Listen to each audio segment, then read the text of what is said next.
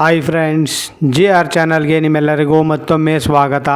ನೋಡಿ ಫ್ರೆಂಡ್ಸ್, ಇವತ್ತಿನ ವಿಡಿಯೋದಲ್ಲಿ ನಟಿ ರಮ್ಯಾ ಅವರು ಅಭಿನಯಿಸಿರುವ ಶತದಿನೋತ್ಸವ ಆಚರಿಸಿಕೊಂಡ ಕನ್ನಡ ಚಲನಚಿತ್ರಗಳ ಬಗ್ಗೆ ತಿಳಿಯೋಣ.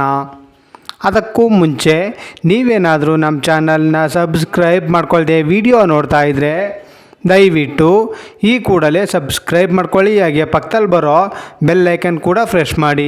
ವಿಡಿಯೋಗೆ ಒಂದು ಲೈಕ್ ಮಾಡೋದಂತೂ ಮರಿಬೇಡಿ. ಅವರ ಮೊದಲನೆಯ ಚಿತ್ರ ಅಭಿ. ಈ ಚಿತ್ರವು 2003ರಲ್ಲಿ ತೆರೆ ಕಂಡು 100 ದಿನಗಳ ಪ್ರದರ್ಶನವನ್ನು ಕಂಡಿತ್ತು. ಅವರ ಎರಡನೆಯ ಚಿತ್ರ ಎಕ್ಸ್ಕ್ಯೂಸ್ ಮೀ.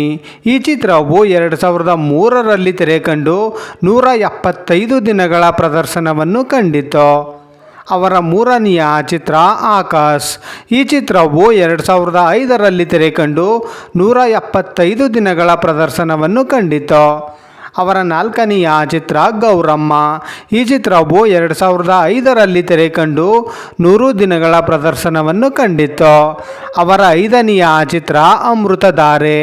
ಈ ಚಿತ್ರವು 2005ರಲ್ಲಿ ತೆರೆ ಕಂಡು 175 ದಿನಗಳ ಪ್ರದರ್ಶನವನ್ನು ಕಂಡಿತ್ತು. ಅವರ ಆರನೆಯ ಚಿತ್ರ ಸೇವಂತಿ. ಈ ಚಿತ್ರವು 2006ರಲ್ಲಿ ತೆರೆ ಕಂಡು 100 ದಿನಗಳ ಪ್ರದರ್ಶನವನ್ನು ಕಂಡಿತ್ತು. ಅವರ ಏಳನೆಯ ಚಿತ್ರ ಜೊತೆಯಲ್ಲಿ. ಈ ಚಿತ್ರವು 2006ರಲ್ಲಿ ತೆರೆ ಕಂಡು 175 ದಿನಗಳ ಪ್ರದರ್ಶನವನ್ನು ಕಂಡಿತ್ತು. ಅವರ ಎಂಟನೆಯ ಚಿತ್ರ ಅರಸು.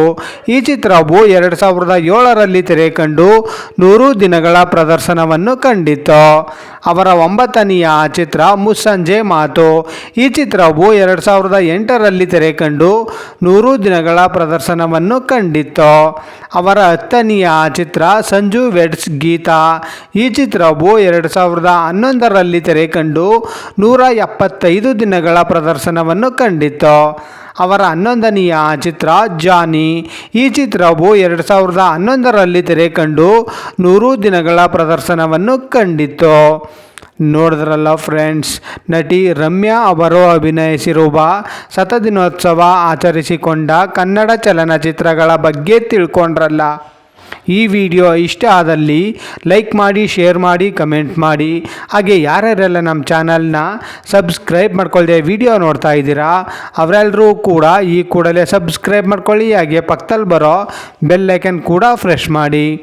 ವಿಡಿಯೋ ನೋಡಿದ್ದಕ್ಕೆ ಧನ್ಯವಾದಗಳು.